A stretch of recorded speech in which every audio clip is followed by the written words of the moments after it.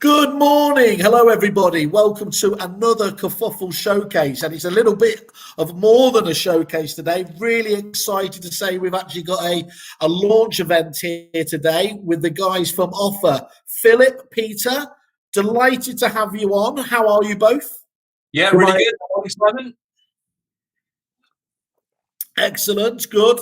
That's good. Now, just for full disclosure, we have been having gremlins, haven't we? So anything that goes on is purely, and people will expect this. They will know that it's all kerfuffle related. It's nothing to do with you guys, okay? So bear with us, guys. We've got a few things we're going to show you, but most importantly and most exciting of all, we want to talk to you guys.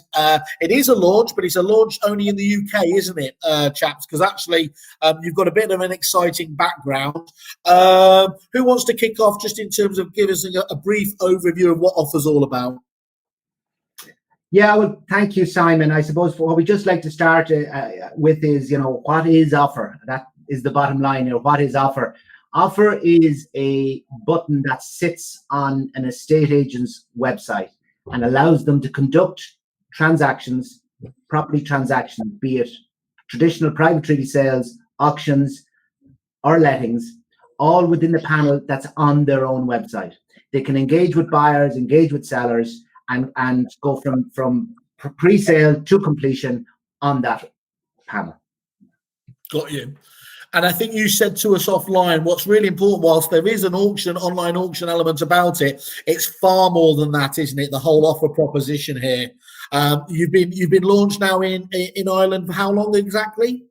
We launched in Ireland last September, October 2019. So we've been very, very active there, and we're leading with the auction and traditional sale piece. We will have the new homes product available. It's imminent, as in weeks rather than months.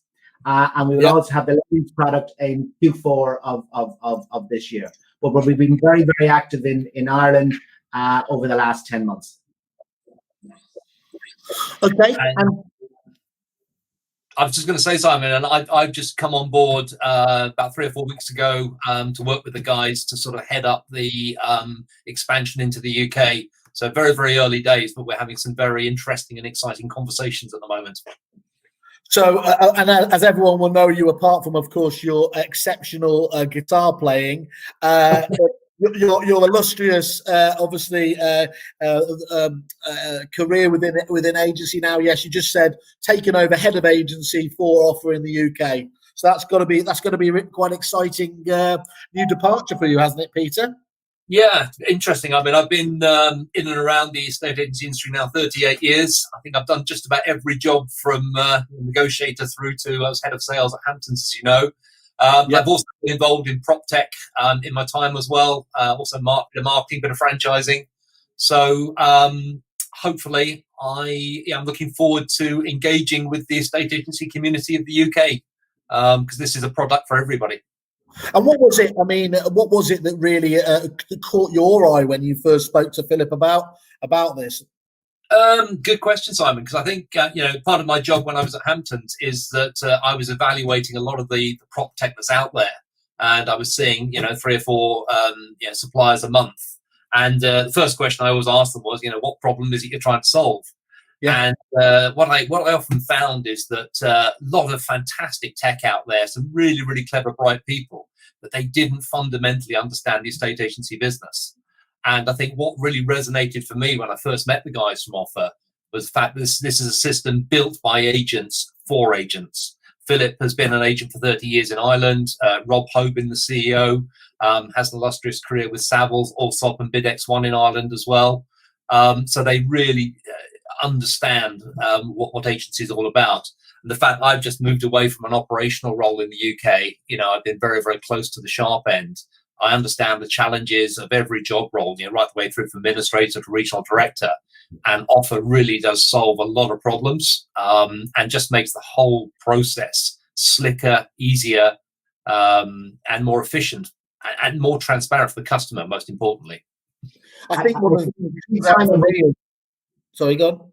No, I'm just going to say, Simon, who we came from originally when this was developed, our view was that nobody enjoys the experience of buying and selling property. It is it's long, it's drawn out, it's stressful, it's painful. You look at the UK, the average time they're saying for the traditional sale now is in the region of 170, 180 days. From an estate agent's perspective, from a let's call a spade, from a business and a profitability perspective, what other business in the world does somebody operate in, and it takes 180 days for a transaction to complete, and there's still a 1 in 3 chance that they won't even get paid?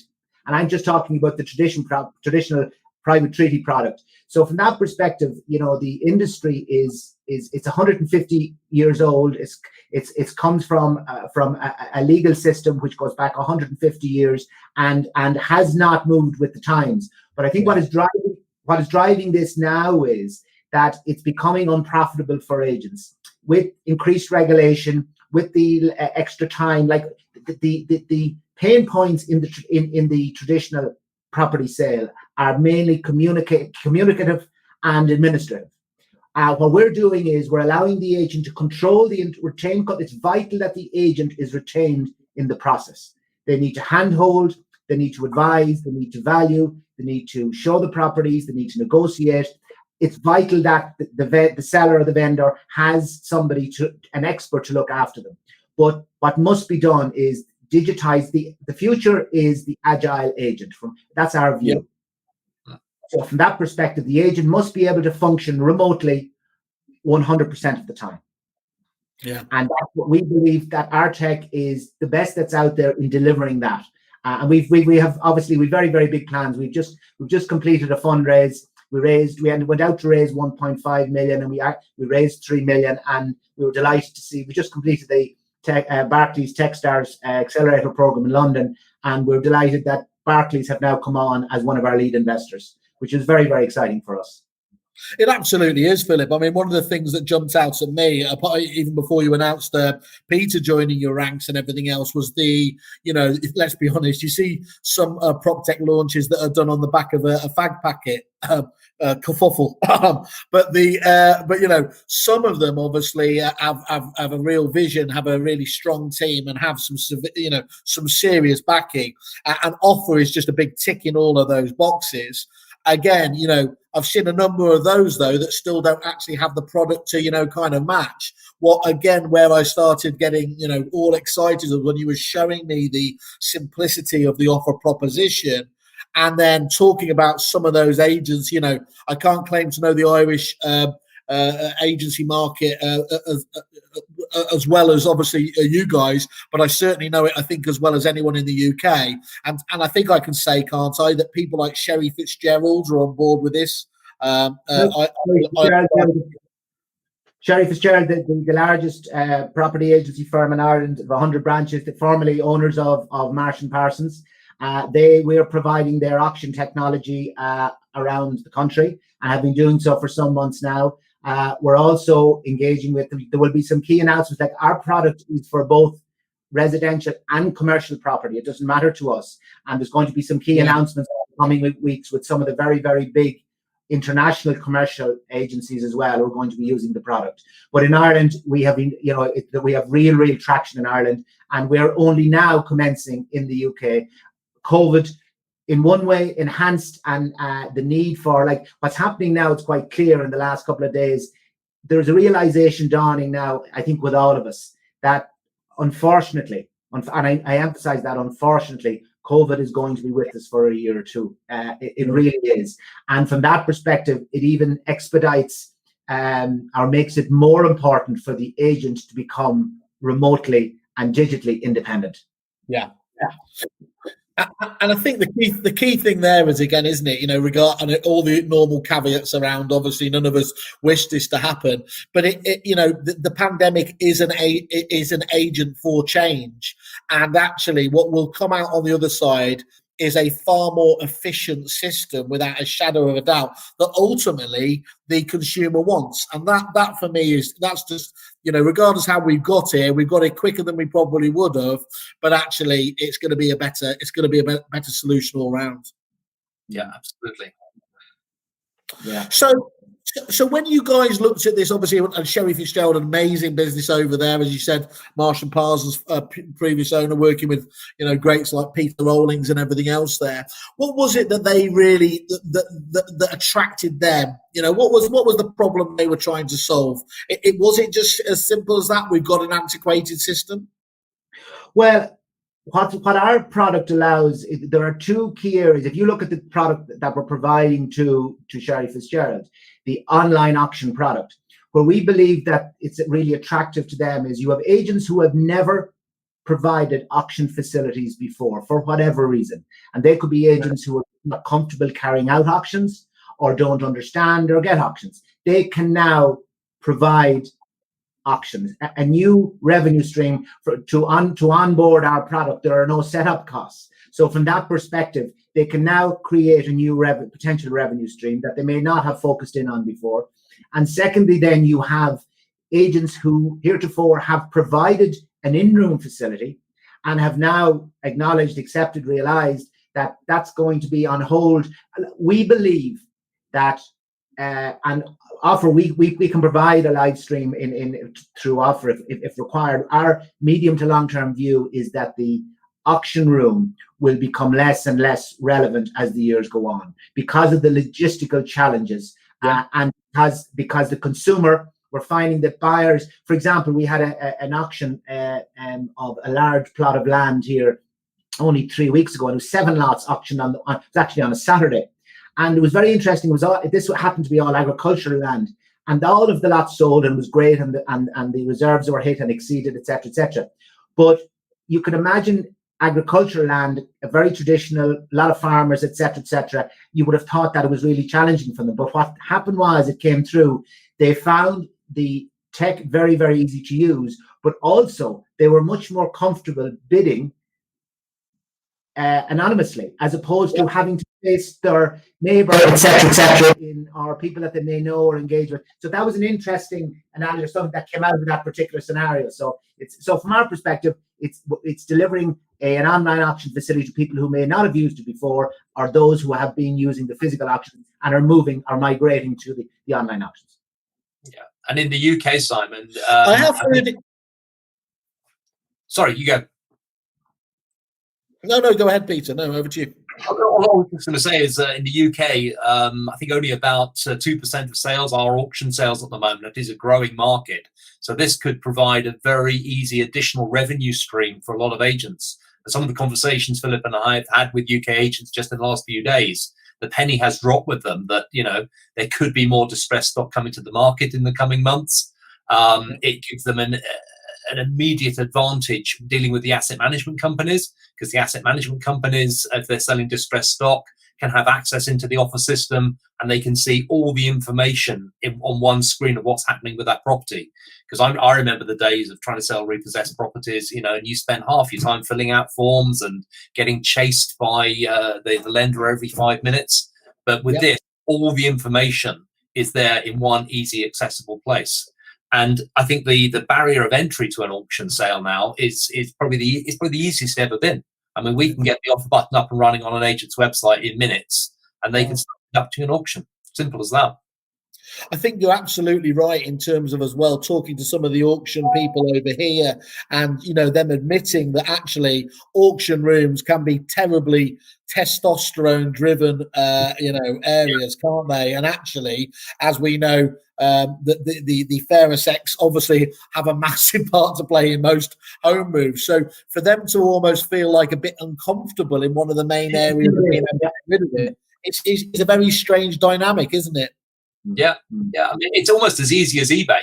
I mean, there's a lot of similarities with the way that the system would work.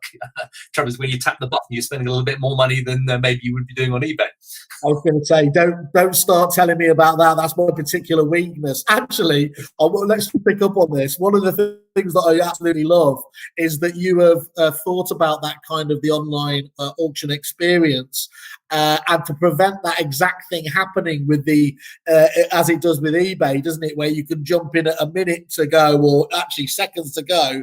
You obviously have that really clever extension process, don't you, in an online auction, whereby if somebody does come in relatively close, is it within a minute of the end of the auction? Yeah. Then it prolongs it again, doesn't it, to stop that kind of last minute clever clugs jumping in, and that actually helps guarantee the best possible price, doesn't it? Because it can keep ticking over for some minutes after the actual normal end of the auction. Yeah, it's amazing how late some people come in. So, I mean, we saw a big auction in prime property in the centre of Dublin 3 or 4 weeks ago, where the winning bidder didn't come in until 10 seconds into the last extension, and then it triggered on. There were about 4 or 5 different extensions, and the price went up about another 100,000 in those 5 minutes, and the property sold well over the reserve price, top money, and there were 4 or 5 people competing against each other. Very exciting to watch, actually.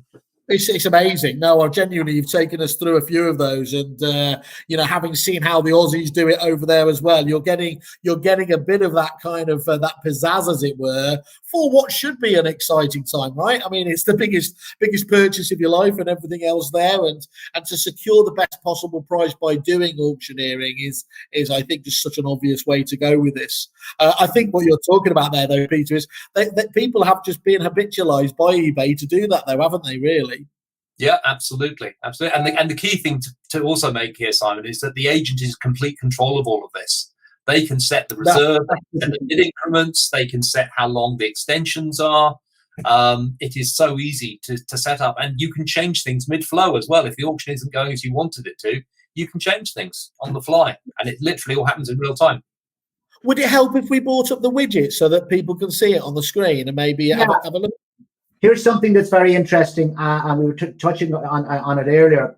We had a world first, and we were very chuffed. In the last 2 weeks, we had a property that was sold on. You can see that's an agent, a commercial agent, mixed, smaller commercial agent in Dublin, and also does small bit residential called Artis. Yes. And you can see there. So that's the property page. That's an actual property that's coming up for sale in the next 3 or 4 weeks. If you look down the bottom right hand corner, that's the offer widget that you can minimize that. But also we have that button sitting on the portal. myhome.ie in Ireland is the second biggest portal, and we see this as a key part of the future. So this was the first time that a property was sold while the button sat simultaneously on the agent side and on the portal side, and that happened only 2 weeks ago. As far as we're aware, that hasn't happened anywhere in the world before. So there you are. Yeah. So there in the bottom right-hand corner, for people that can see it, nice little just simple widget, or the offer widget, and by clicking on that, it opens up what we were just looking at before, where you can see further information, register, make the bids, and you also have things like you have almost like a due diligence room, don't you, where you have all the legal documents stored as well as everything there? Yeah, what we've introduced, in the past, you would have heard about data rooms for large commercial transactions that take place.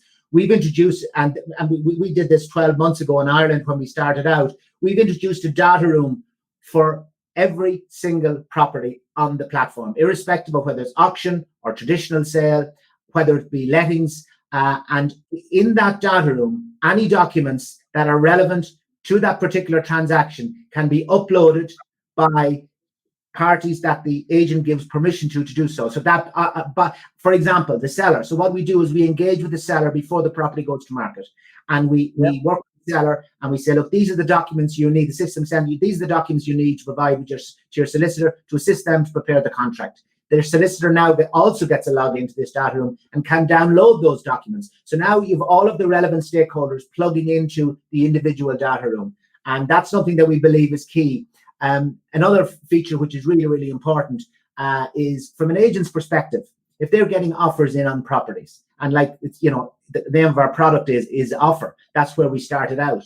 But receiving offers by phone, by text, by WhatsApp, by email, people might physically call into the office. That's 5 different ways. So what we're doing is we're funneling it into one channel. So basically, people they must register to bid. The agent decides what level of security they require, AML, KYC documents, so proof of funds, proof of ID, proof of address. The agent then must approve these people to bid. In the auction scenario, what we do is we take a pre-auth before the auction, similar to a hotel booking. So we took a pre-auth of 5,000. When the property reaches reserve and sells, the money is released to the unsuccessful buyers, and the successful purchaser is the 5,000 is taken. So from that perspective, it's now all of the offers are coming into the one location, and also the agent, who's in full control, and this is totally customizable from the agent's perspective, has sight of every single item or action that takes place on that sale from day one. They have a history, date, and time stamped. So they now can provide the proof required. I always say one of the biggest complaints in my time, my background, Peter alluded to there, I was in the family business for 22, 23 years, and then I was CEO of a nationwide group of estate agents in Ireland. And I like to think I was a good agent. But the biggest complaint I ever got was, you never came back to me. Okay. Now we all know that chances are you did go back to them, but you couldn't contact them. But now, using the offer system in the private treaty scenario, if an offer comes in on a property and you go chasing somebody and go to contact them, there's now a record of, and you can provide that proof. Gents, once more, thanks very much. Thanks, Simon. Thanks again.